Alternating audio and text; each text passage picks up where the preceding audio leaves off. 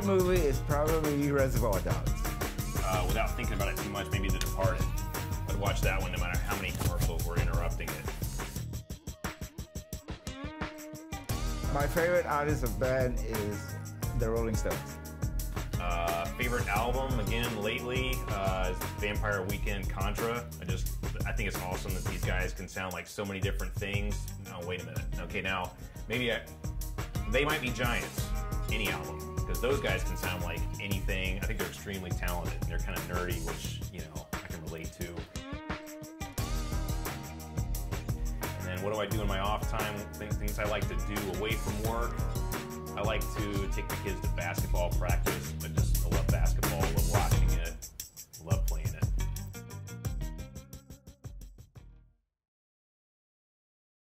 I'm Roni Putra, CTO of DataCore Software. I'm Robert Bassett, Director of Engineering at DataCore Software. What does DataCore do? Well, we design storage and software. We are a software company from start to end. And we've been in this business of designing storage software for 14 years, 15 years. I lost count. We're the oldest startup company. It is interesting how I try to explain what I do over the years to my friends. They never get it. They don't understand the industry terms. I like to tell them that I work on the matrix for storage. And that just means that I write software that makes a bunch of applications think they're talking to actual disk drives, and they are not. They're talking to our software, and they know nothing about what is really behind there in terms of hardware. And it gives us the ability to bend reality to suit our purposes instead of the application's purposes. And they still give me blank stares, but at least they don't drop me from the conversation immediately when I start talking about the movie The Matrix. It is interesting though, because yes, I have the same issue, right? People ask me, what do? I go, we do storage virtualization. What's that? And they go, what's that? Something to do with Google glasses, so. But when I mention machine virtualization, they get it. So that's where I normally try to stop. So I guess our topic today, Roni, is what is vSAN? What is vSAN? To me, vSAN is a brand name, right? For something that you and I have been doing for the last many years. It's storage virtualization. It is one small piece of the big picture of what storage virtualization is. You? Yeah, apart from the specific details of what vSAN is, what VMware, I guess, believe storage virtualization is, I think there's a really interesting bigger picture here. It's a big company, a large community of users. They're finally realizing that it is a burdensome, complicated, perilous pain in the neck to keep applications running when storage hardware is changing underneath them. And they're taking a first step in a direction that we took 16 years ago. They're basically saying, I need to put something in between the applications and the hardware. Here, applications, you talk to this, and they'll go figure out where your data is. I'm going to make you think you're talking to a disk, and this other guy will take care of the rest. And so we've been doing this for 16 years, and I guess, for me, more than anything else, it feels like validation that we're doing something useful to real users. Yes, I totally agree. It is a validation of what we've been doing. It's been hard for us for a long time to convince people that storage virtualization is really, it's a big concept, right? It has to do with what you're going to do with one of the pillars of data processing, right? You have computation, you have applications, and you have storage. Those are the three biggies, right? Software initially was for the applications. Then software became the next thing to remove the physical computation nodes away, commonly known as machine virtualization. We, from the get-go in 1998, already thought about a notion of storage virtualization. Something that nowadays people have all kinds of names for. vSAN is one, software-defined storage is one, storage virtual SANs is one, but it all comes down to one thing. How do you abstract how do you abstract the storage hardware away from, I'm sorry, start again. I think the issue is about abstracting the hardware away, abstracting the complexities of the storage hardware, and making it a uniform, easy to use piece of the whole data processing and environment. That's what I think storage virtualization is. And I think that, and to ask the question, what is a vSAN? I think it's just a small component. It addresses a small part of the bigger picture about storage virtualization. Sure, it's a great first step for VMware. I mean, we think it's really cool that they're doing this. Like I said, I think that's where everything is eventually going to go. It has to. Yes, what is interesting for me is when we started out doing storage virtualization, people really didn't understand what we were trying to do. Then virtual machines came about. People got the idea of virtual machines. And now when we talk about storage virtualization, they get it. Because they understand the abstraction of the machine into a virtual machine. And when you explain it in the context of that, they all get the idea of storage virtualization. So I think this all helps. So another question, why are vendors pushing this? And why do they think it's important? I'm not sure if vendors are pushing it. I think VMware is trying to push the one-size-fits-all from virtual machines to virtual storage, buy it under their brand, get stuck with their brand, and you're done. I think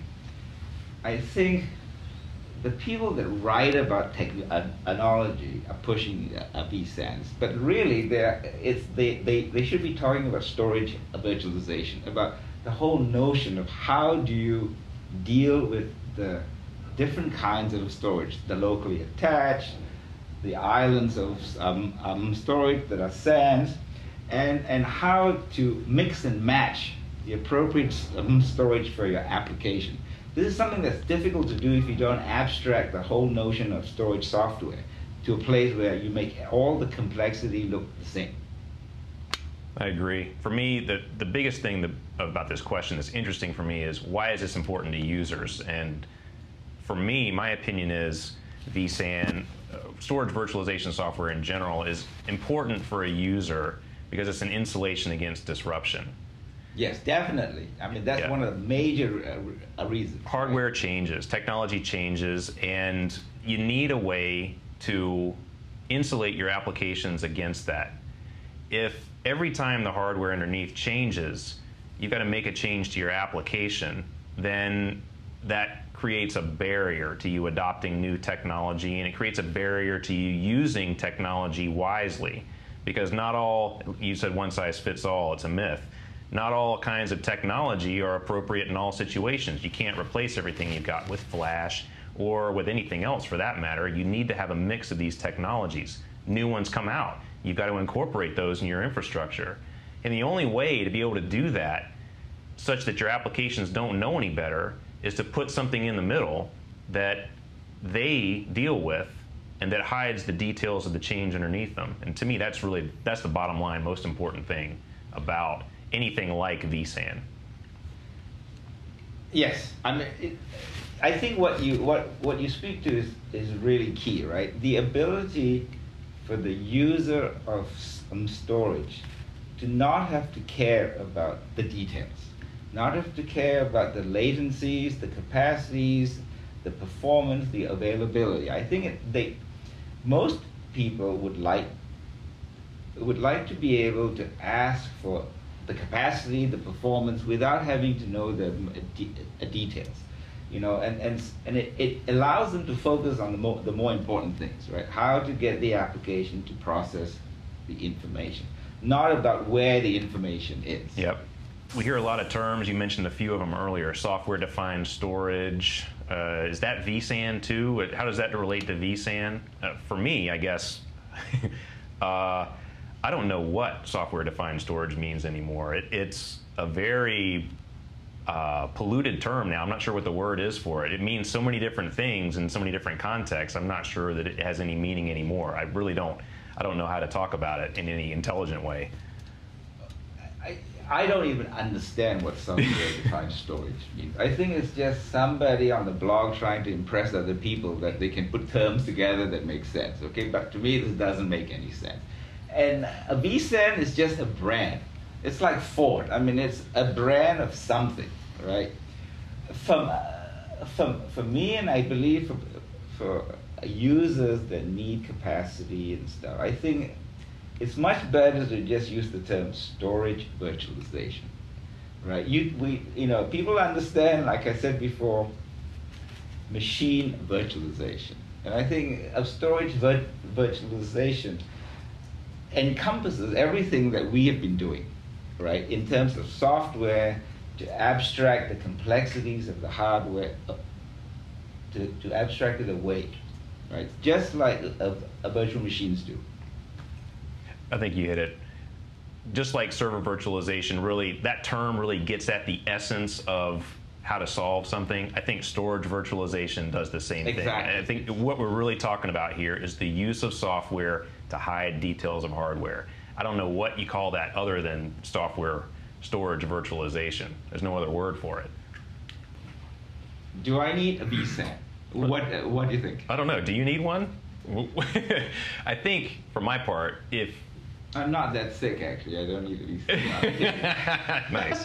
If you need a virtualization layer, I think vSAN could be a good choice for you. Okay. If you need a virtualization layer and you're a top-to-bottom VMware shop, vSAN's probably a good choice for you. If the question is, do I need something like vSAN? Well, you may call me biased. I can't hide the fact that I work for DataCore and have for 16 years. I think it's an obvious answer that yes, I think you do need a storage virtualization layer, and for a lot of reasons beyond just what vSAN does in a VMware environment. I don't know. Yes, you need storage virtualization. Let's start with that. You definitely need that, right? If you are planning to take advantage of technological changes in hardware and in storage, you need a level of virtualization, right? And so yes, you may not necessarily need a vSAN, as you say, unless you are an all VMware shop and you wish to buy everything under one label. But be aware that when you do something like this, then you are going back to the old days of vendor lock-in. Okay, that was where we all wanted to move away from, right? So when you start thinking of virtualization, and then you go for things like a vSAN and VMware, then you're back to now it's no more hardware vendor lock-in, it's software vendor lock-in, right? Because you are now at the mercy of one company and its ability to incorporate new technology, its ability to incorporate new software services, right? Whereas if you try to look for a more generic storage software solution, a storage virtualization layer, that is completely agnostic of the kind of hardware or the technological improvements. And as you say, something like what we've done, right? We started our life going, let's write a piece of software that really doesn't much care about the specifics of the hardware. The brand of the hardware, the vendor it's from. Because at the end of the day, the storage you buy comes with three basic things. Its performance characteristics, its availability characteristics, and its capacity, right? All the other crap that you get when you buy a storage array is vendor BS. Okay? Today we are giving you mirroring. Tomorrow we are giving you RAID 5. The next day, if you give us more money, we give you replication. All under the one brand. And when you ask them, why is yours so slow? Because we took a lot of time because this is really the best one, right? But really, it's all the same thing, right? You have to make sure that you are able to provide the latencies that an application needs. You have to be able to provide the availability it needs, and you have to be able to provide the capacity, right? So if you just abstract the commonality of the storage pieces and you put into a software layer all the features and functions to give you the three things that every application needs: performance, capacity, and availability, then you can basically buy any kind of storage you wish and take advantage of the new hardware technologies like solid-state disk, without having to be concerned about when will my vendor give me solid-state disk support, right? And so on. So do you need a vSAN? Back to the question. Sure. Everybody needs a storage virtualization layer. Just like everybody needs some kind of a hypervisor if they want to take advantage of machine virtualization. Whether you should choose vSAN, or I'm sure IBM has one, and I'm sure HDS has one, picking the three biggest names. I'm sure all the other guys have too. I think it's really, you need to decide whether you buy into the idea of storage virtualization and how much flexibility you're looking for. If you don't care about the ability to be flexible with the underlying storage, then go with the one that you like. You know, go home with the girl that you came with. You know, if you like to be able to play around, then don't go home with the girl you came with. You know, it just dawned on me. I think there's a pretty good explanation why we had a virtual SAN initially 16 years ago at DataCore. We didn't have any storage. We didn't have really anything but cheap disks inside of little cabinets off of eBay. And I think the only way to make applications think they were talking to disks was to write a program to act like a disk. Exactly. If you walk like a disk and you talk like a disk, you act like a disk, you're a disk. It doesn't matter what is underneath you. And that's where we came from. And we also came from a place that said that it's simply a piece of software. It doesn't matter what hardware you run on, right? So we started out going, what is the most common operating system out there in 1998? The most common that people are buying the cheapest? It was Windows. What was the most common platform they bought it on? An Intel platform. You could buy the whole thing for $500, right? What made that equipment useful was software, okay? So we go, why don't we write some software? And since we didn't know, we had no access to the kernel of Windows, we had no access to hardware device drivers, it forced us to write a piece of software to perform storage virtualization, to make nothing look like something without any knowledge of the underlying. We ended up, over the years, with a piece of software that truly is a generic storage virtualization layer. It was born that way. It was born that way. We don't make any assumptions. We just go, they're the basic characteristics of storage, and let's simply depend on that and create everything else on top of it, right? And the great advantage that we got from this is that we are in control of all the storage services, so we are able to leverage the underlying stuff to its best advantage, the capacity, the availability, and the latencies, right? To in turn present up a storage node, or a storage object that meets all the requirements of the application. You know, so it's really an agnostic piece of software, and because it's software, we can do a lot of interesting things with it that most other people most storage-centric software is unable to do, right? Because they either don't have this or they don't have that. We, on the other hand, see this whole world as this one flat space of disks, right? So we can do, you know, duplication, we can do replication and all that stuff.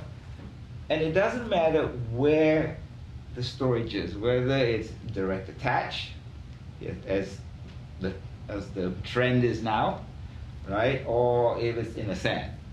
right? To us, it's the same thing, which is interesting because now the move back to server-centric storage or direct attached storage. One of the reasons is solid-state disks, right? Solid-state disks are currently the fastest storage objects that exist. Applications with the vast amount of information that they have to process, it requires the ability to access this information at the lowest latencies.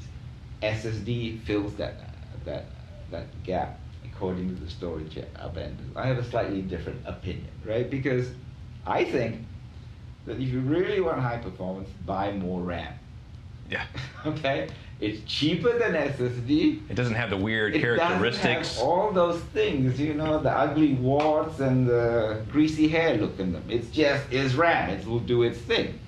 If you focus on that and you focus on a good storage virtualization layer, you don't have to worry about all that warts and stuff, right? Let the storage virtualization layer take advantage of the technology you put in, including SSD, and just buy RAM and get your job done, right? But it's hard to get to that place without these small little incremental steps. vSAN, I believe, is a good incremental step because it also helps us.